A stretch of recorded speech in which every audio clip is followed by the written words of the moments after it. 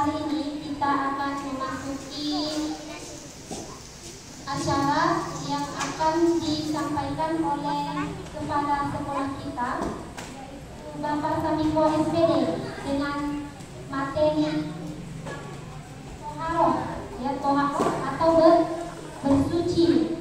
Kepada Bapak Samiko SPD dipersilakan. Assalamualaikum warahmatullahi wabarakatuh.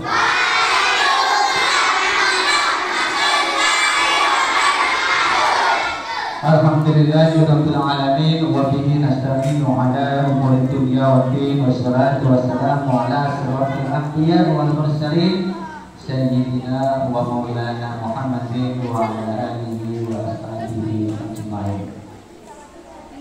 Yang kami hormati seluruh PPK yang ada di SD 027 dan anak-anakku sekalian, alhamdulillah kita lanjut kepada materi selanjutnya terkait dengan pesantren sekolah. Jadi hari ini khusus kelas 3, 2, dan 1 tidak ikut atau tidak hadir. Yang hadir adalah kelas 4 atau kelas tinggi, ya, 4, 5, dan 6. Oke, semuanya perhatikan di depan. Ada yang bisa baca di depan apa bunyinya tulisannya? Bersuci atau toharoh. Ada yang tahu apa itu bersuci, apa itu toharoh?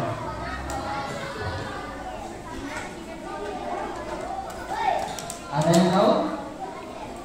Apa itu artinya bersuci atau toharoh? Ayo. Hah? Ada yang tahu? Oke, ini karena ada jalan. Nah, kita lihat dulu dasarnya. Ya, innallaha yuhibbut tawwabina wa yuhibbul mutatahhirin.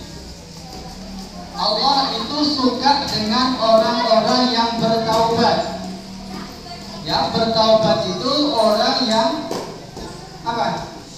Mengakui dosanya, kemudian meminta ampun atas dosa yang dilakukan dan tidak mengulang. Tidak apa?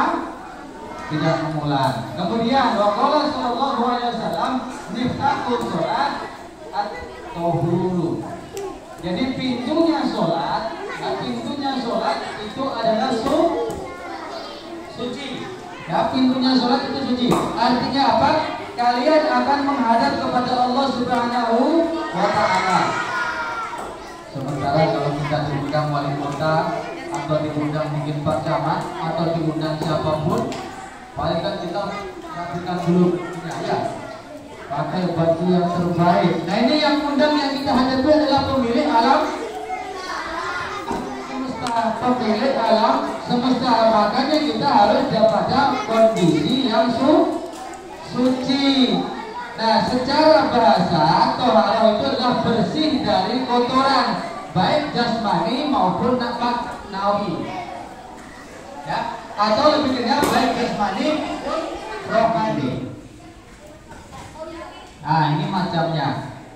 Ada yang tahu macamnya?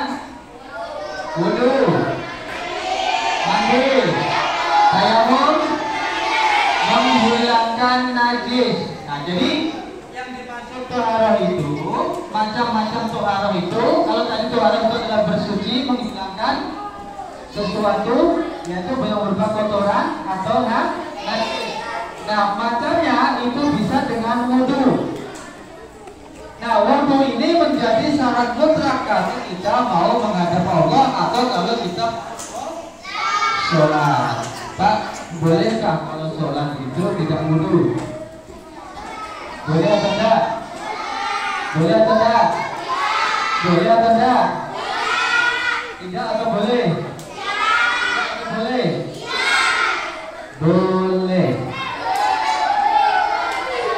Ya, boleh, tetapi bolehnya ini ada alasan yang dibenarkan. Contoh, kalau sakit yang kita tidak boleh menyentuh air, maka boleh kita tidak berwudu. Gantinya nanti adalah tayamum, menggunakan debu yang bersih, ya.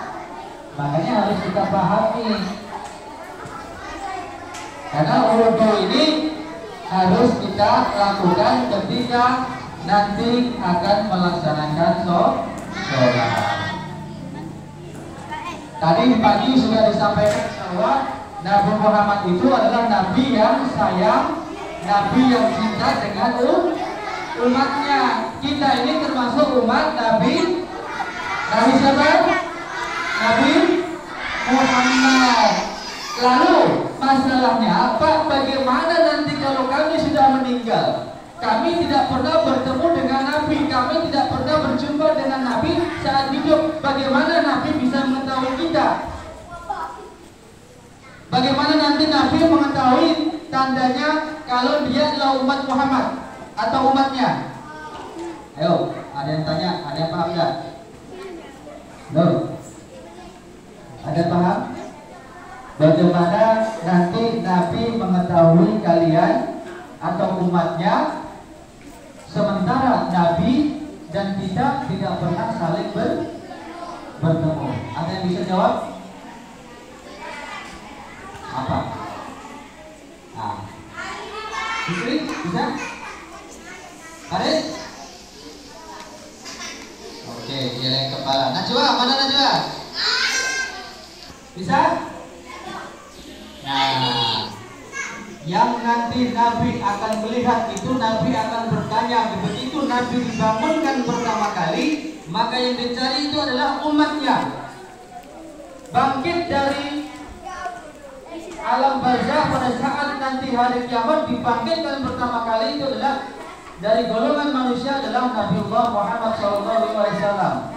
Kemudian setelah beliau bangkit, maka yang dicari pertama bukan istrinya, bukan anaknya, tapi yang dicari adalah umatnya. Makanya kita ini termasuk orang-orang yang disayang Nabi, maka seharusnya kita juga sayang kepada Nabi. Jangan buat hati Nabi kita sedih, jangan buat hati Nabi kita susah. Bagaimana caranya, Pak? Kalau kita tidak membangkang atau kalau tidak bermaksiat atau tidak menentang Nabi, maka itu adalah bagian dari kita ikut Nabi. Nah, pada saat itu nanti yang menjadi tanda kita sebagai umat yang dikenal umat Nabi Muhammad nanti adalah bekas air wudhu kita. Apa? Bekas air wudhu. Jadi Nabi itu akan mengetahui umatnya nanti setelah di hari kiamat itu dengan adanya bekas air wudhu. Jadi anggota wudhu yang kita selalu basuh ini, muka ini, kedua tangan kita, kemudian kedua kaki kita, itu nanti akan bercahaya. Nah, cahayanya inilah yang disifati oleh Nabi. Oh, itu berarti umatku, itu umatku, sana umatku, sana umatku.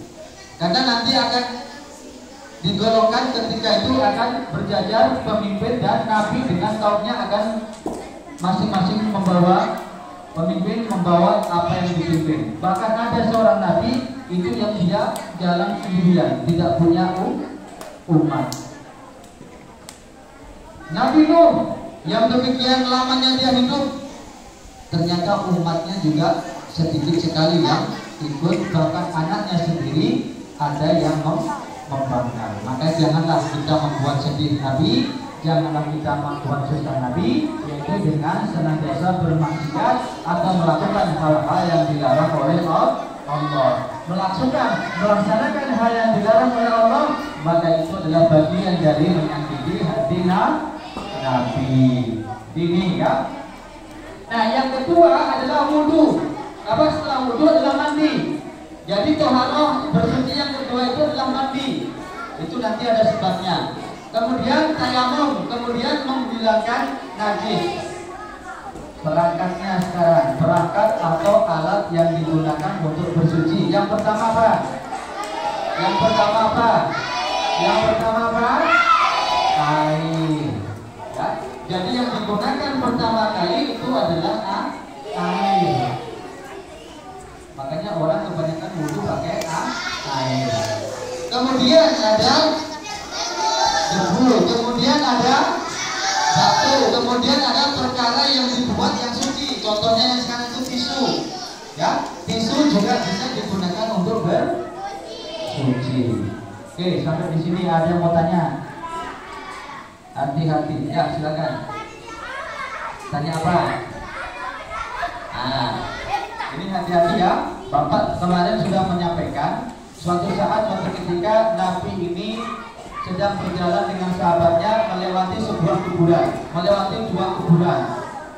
Ya, salah satunya itu ada yang disiksa. Nabi mendengar ada yang disiksa.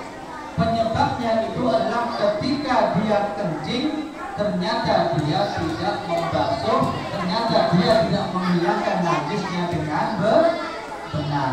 Makanya hati-hati ini, terutama yang laki-laki juga loh. Salatullah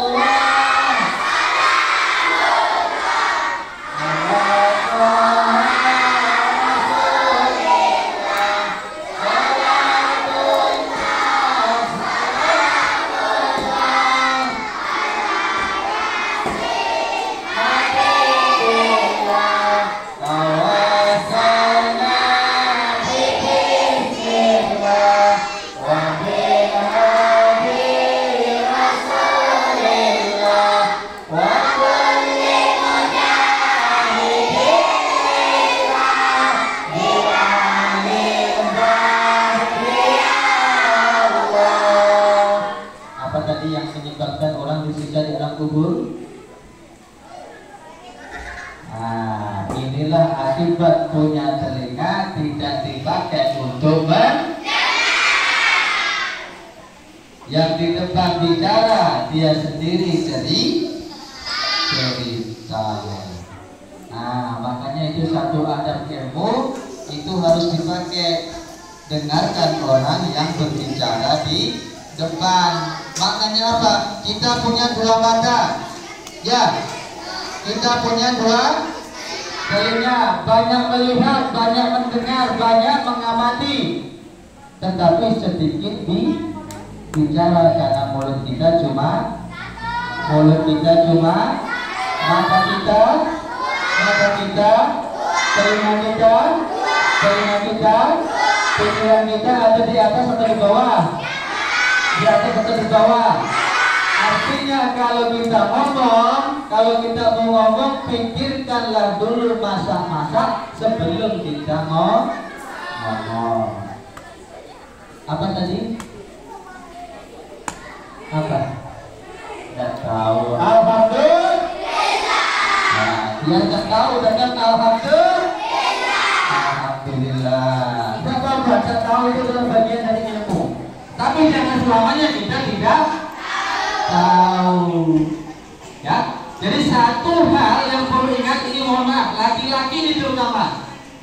Jangan biasakan kencing sembarangan, karena akibat dari kencing sembarangan itu adalah akibat kita nanti disiksa oleh Allah di alam kubur. Ini biasanya mohon maaf, begitu ketemu di pokok, langsung aja. Ya Pak ya? Ya Pak ya? Jangan dibiasakan, itu adalah hal yang salah.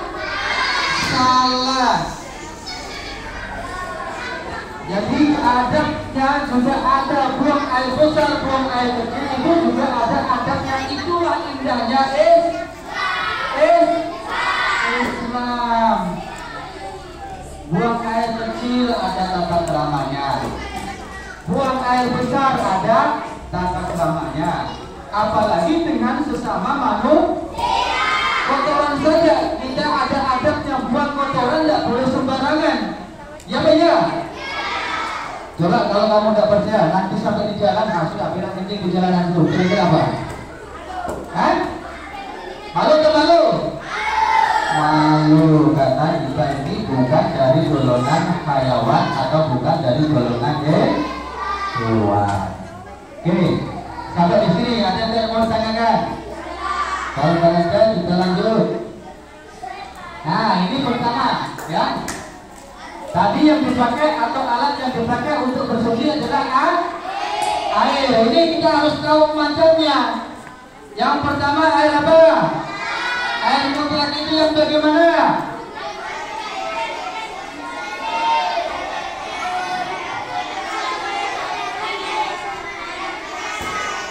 Itu macamnya. Air mutlak itu air bersih yang suci dan bisa digunakan untuk bersuci. Dia suci, bersih dan bisa dipakai untuk bersuci. Contohnya air hujan, contoh air sumber atau air sumber, kemudian air danau, air kolam yang besar, kemudian air laut. Itu adalah air yang mutlak. Ya, termasuk ada salju itu juga boleh dipakai untuk bersuci. Nah, yang kedua apa? Yang kedua, air yang bersih dan suci tetapi tidak bisa digunakan untuk airnya bersih, airnya suci tapi tidak boleh dipakai untuk bersuci. Apa contohnya? Air yang sangat sedikit atau kurang dari 2 gula. Air yang tercampur dengan perkara yang suci. Contoh, air teh, air kopi, itu bisa biasanya untuk minum, walaupun dia 1 truk atau 2 profil, tapi air teh, air manis itu tidak boleh dipakai untuk bersuci. Kemudian air yang bersih dan suci tetapi makruh untuk digunakan, artinya lebih baik dihindari. Ini adalah jenis air yang terkena langsung panas matahari. Makanya nanti kalau di rumah, kalau punya perut atau profil, tutup. Apa? Dikasih tutup supaya tidak kena panas matahari secara langsung. Ya, kalau kena matahari itu makruh digunakan atau lebih bagus dihindarkan. Kemudian yang keempat, air yang terkena najis. Air terkena najis sehingga warnanya berubah. Kemudian rasanya ataupun baunya juga berubah dan itu juga tidak bisa digunakan untuk bersuci. Oke, ada yang mau tanya sampai di sini terkait air? Ayo, ada yang mau tanyakan? Tidak ada. Oke, kita lanjut kalau begitu. Biasanya kalau ada perkara yang keluar dari belakang dan depan yang ada di kita, buang air besar ataupun buang air kecil, maka wajib kita untuk istinja atau bersuci atau bahasa namanya sirbo, betul ya. Nah, ada yang boleh tanya?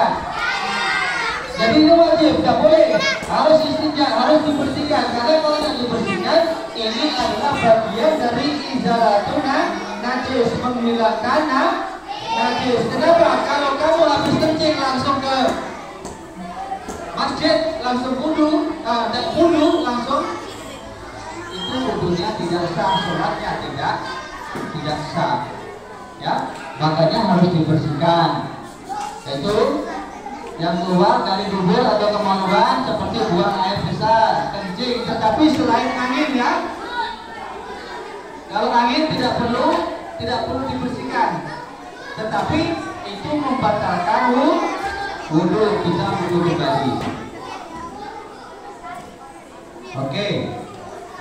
Yang selanjutnya itu tidak Bapak jelaskan lebih lanjut. Nanti kalau tidak paham silahkan tanya langsung ke Bapak. Kemudian izalatun najasah atau menghilangkan najis. Ada 3 perkara atau ada 3 najis yang harus kita paham.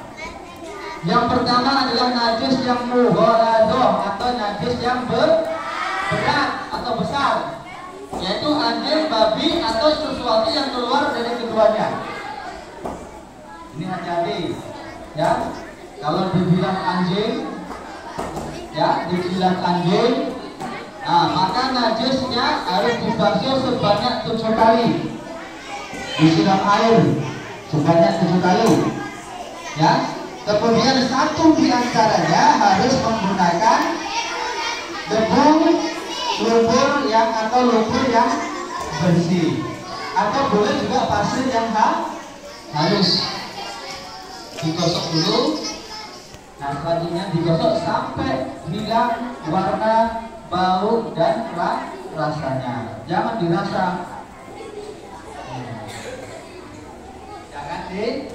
Jangan dirasa. Begitu kena najis, ini bau enggak?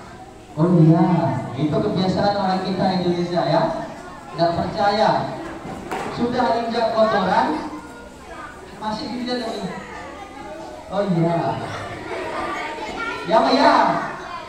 Nah, itu untuk meyakinkan. Jadi kalau sudah najis berat, maka dibasuh sebanyak 7 kali.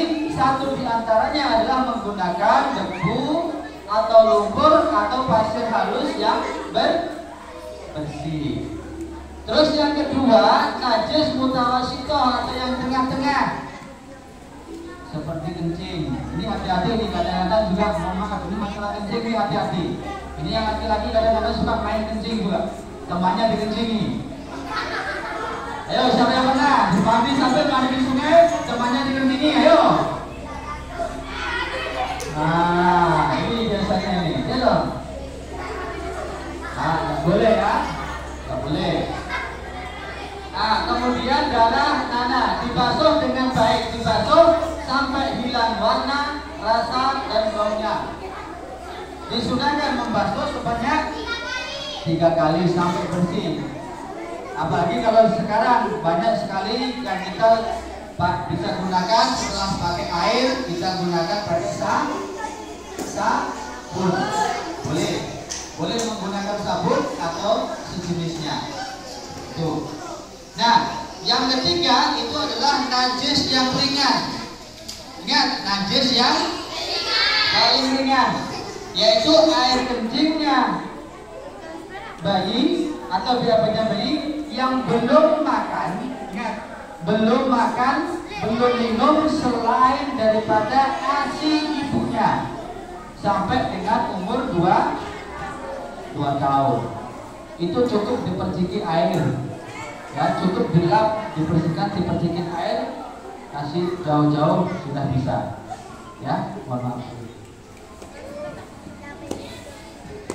Ya, oke, Bapak lanjutkan kembali. Jadi najis yang terakhir, yaitu najis yang ringan, itu adalah air kencing dan BAB-nya anak atau bayi yang belum selain daripada air ASI atau air susu ibunya, ya, dan tidak ada tambahan makanan lain. Ini calon-calon ibu, ini hati-hati nanti ya. Kalau punya bayi 6 bulan pertama jangan pernah diberikan makanan selain ASI. Orang sekarang mohon maaf, keburu-buru. Itu adalah bentuk kasih sayang anak kepada ibunya, bayi terhadap ibunya, sehingga menimbulkan hubungan yang sangat erat. Maka jangan gantikan yang lain sebelum 6 bulan. Kalau sudah lewat 6 bulan, kalau mau kasih makanan tambahan, tidak apa-apa. Ini kadang-kadang mungkin alasan pekerjaan, alasan yang lain, terkecuali memang ibunya tidak bisa mengeluarkan air susu, itu boleh diganti yang lain. Kalau masih normal, jangan. Dan sempurnakan susuan itu sampai dengan umur 2 tahun, minimal umur 2 tahun. Nah, bisa dipahami? Bisa. Kalau nggak bisa, nanti tetap bisa kalau nggak bisa. Nah, ini kita tunggu. Ini kayaknya waktunya sudah lewat ya. Waktunya sudah lewat. Oke. Ini saja Bapak sampai di sini sudah. Jadi dasar kita untuk wudu bersuci yang pertama itu adalah wudu. Wudu itu ada 6 rukunnya. Yang pertama adalah niat, membasuh kedua tangan, kemudian wajah dulu, tangan, kemudian kedua kaki dan tertib. Sebagian kepala, kemudian kaki, dan tertib. Kalau sunnahnya banyak. Dasarnya ini Quran. Ya ayyuhalladzina amanu idza qumtum ila sholati faghsilu wujuhakum wa aydiyakum ila al-marafiqi wamsahu bi ru'usikum wa arjulakum ila al-ka'bayn. Wahai orang-orang yang beriman, ketika kalian berdiri akan sholat, ya berdiri ila sholat, berdiri ketika melakukan sholat, faghsilu, maka basuhlah wujuhakum. Yang dibasuh itu apa? Muka, itu yang wajib. Wa aydiyakum, kemudian kedua tangan ilal marafiqi sampai dengan siku.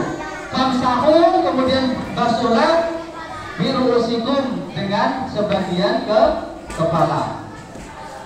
Wa arjulakum ilal ka'bayn, dan kedua kakimu sampai dengan mata kaki. Itu wajibnya, termasuk niat. Jadi kalau kita mau wudu, itu yang pertama adalah sunnahnya, salah satu sunnahnya itu adalah membasuh telapak tangan. Ya, membasuh telapak tangan. Nih, sudah dicoba sedikit. Nah, ini wajibnya wudu itu ada 6. Yang pertama adalah niat. Niat ini dimulai saat membasuh kedua telapak tangan. Kemudian yang selanjutnya adalah membasuh muka, ya, membasuh muka. Kemudian membasuh kedua tangan sampai situ, kemudian membasuh kepala, membasuh kaki hingga mata kaki. Adapun telinga ini termasuk bagian dari sunnah. Ya, walaupun telinganya tidak dibasuh tidak jadi masalah. Yang keenam adalah tertib. Tapi semuanya secara hakiki itu ada maknanya. Sunnahnya itu ada 38 sunnah wudu. Itu sumbernya kitab Tanwirul Qulub halaman 107. Nanti silakan dicari kalau sudah bisa. Menghadap kiblat, membasuh telapak tangan, siwak atau gosok gigi, mendahulukan yang kanan daripada yang kiri, membasuh keringat sebanyak 3, kemudian berkumur, mengalirkan air ke lewat hidung, dibuang kembali, kemudian berkesinambungan saat wudu. Maksudnya berkesinambungan itu terus menerus. Yang tidak berkesinambungan itu seperti ini contohnya. Saya mau wudu, cuci telapak tangan. Setelah cuci telapak tangan, misalnya di sini, pindah lagi, basuh mukanya di belakang. Boleh Pak? Boleh, selama ini belum kering. Selama masih ada tetesan boleh. Begitu nanti di belakang basuh mukanya, pindah lagi ke sana. Yang bagian sana, basuh ke bawah tangan sampai siku. Habis itu pindah lagi ke depan, diulang itu lagi. Basuh sebagian kepala. Boleh. Yang penting belum kering basuhan yang pertama tadi. Dari yang awal sampai yang terakhir ke awal tadi tidak kering.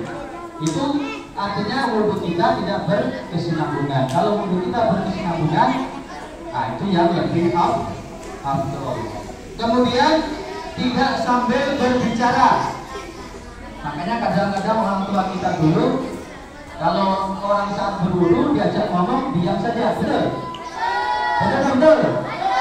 Itu adalah bagian dari sunnahnya. Ketika wudu tidak berbicara. Kemudian meminum sisa air wudu.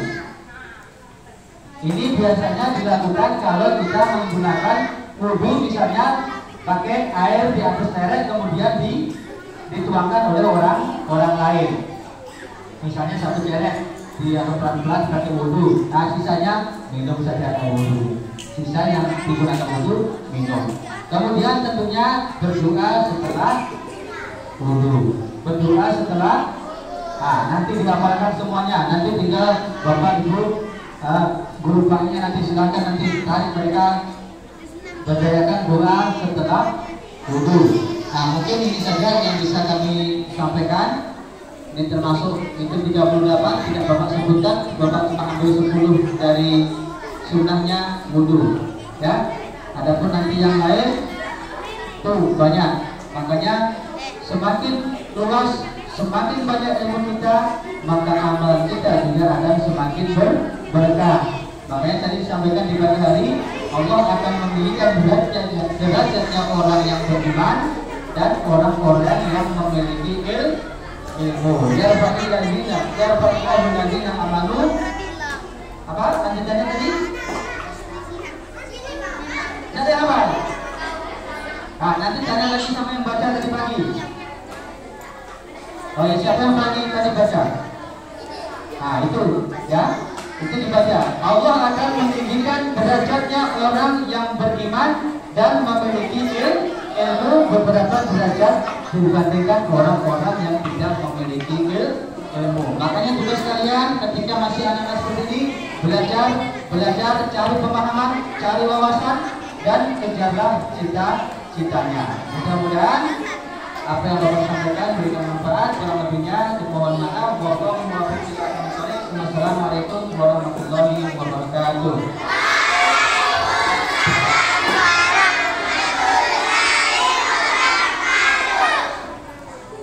Terima kasih kepada Bapak Kepala Sekolah Bapak Kemenko SPD yang telah memberikan banyak ilmunya kepada kita semua. Aplaus yang meriah untuk Bapak Kepala Sekolah.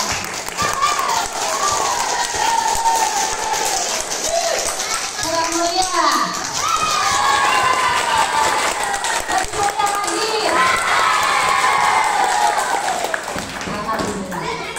Baik anak-anak sekalian, setelah nanti ini akan ada kuis, ada pertanyaan sehubungan dengan materi yang disampaikan oleh Bapak Kepala Sekolah tadi. Nanti ada hadiah di sini, ada pulpen, ada penggaris, ada buku, ada coklatos, ada makanan ringan. Nanti yang bisa menjawab pertanyaan atau yang bisa bertanya nanti akan dapat hadiah. Tapi setelah materi yang disampaikan oleh Ibu Ella Novianti SPD. Untuk mempersingkat waktu, kita langsung saja mendengarkan apa yang akan disampaikan oleh ibu kita, Ibu Ella. Ibu harap kepada semua siswa harap tenang, ya, tenang. Waktu dan tempat